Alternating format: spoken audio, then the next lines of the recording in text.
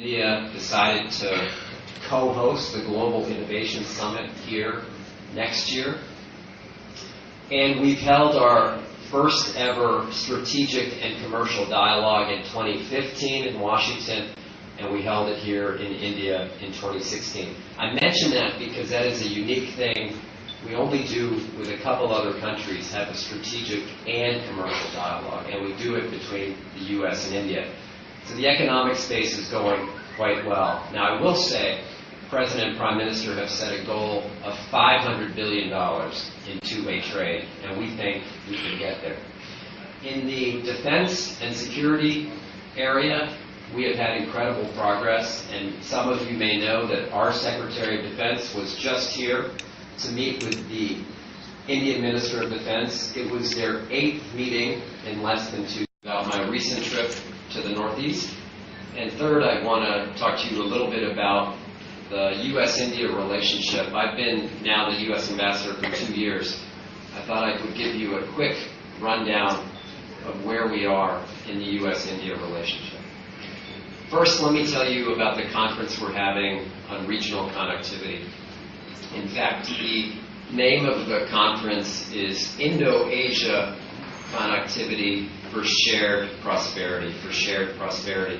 We have about 300 participants from multiple countries, obviously people from across India and also Washington, D.C. The countries represented include Nepal, Bangladesh, Myanmar, Bhutan, Sri Lanka, Thailand.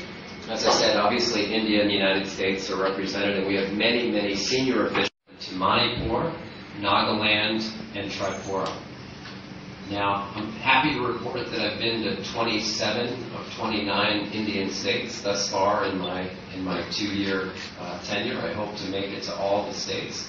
But what we saw there in this incredible region was a very complex situation in terms of connectivity. We experienced it ourselves trying to get from state to state. Oftentimes we had to fly back to Calcutta or fly to Guwahati, so interstate travel was difficult, and some of the road connectivity was very difficult.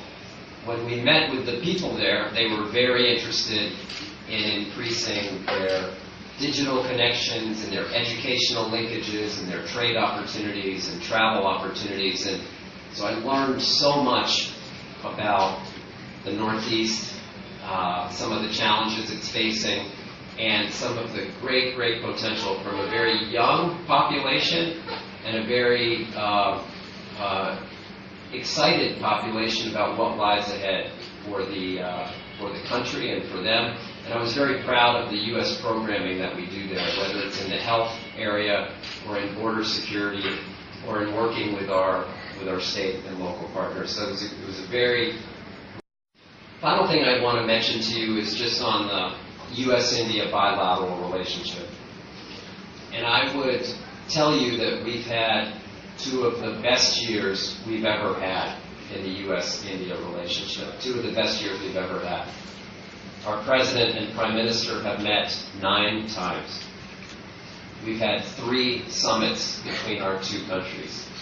We have over 100 new initiatives between our 2 governments. We have 40-plus government-to-government working groups working on everything from cybersecurity to trade to science and innovation.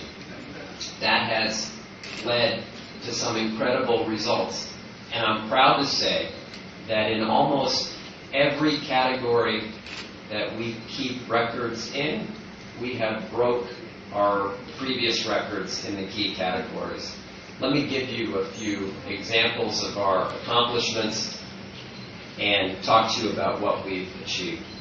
So first, in the economic area, our trade numbers between the U.S. and India are the highest that they've ever been, $110 billion in two-way trade. The United States is India's largest trading partner, and we're proud of that. There are now more U.S. companies in India than ever before, over 500. There's now more Indian companies in the United States than ever before, over 200 Indian companies in the United States, making billions of dollars worth of investments with millions of jobs created between the U.S. investments here and the Indian investments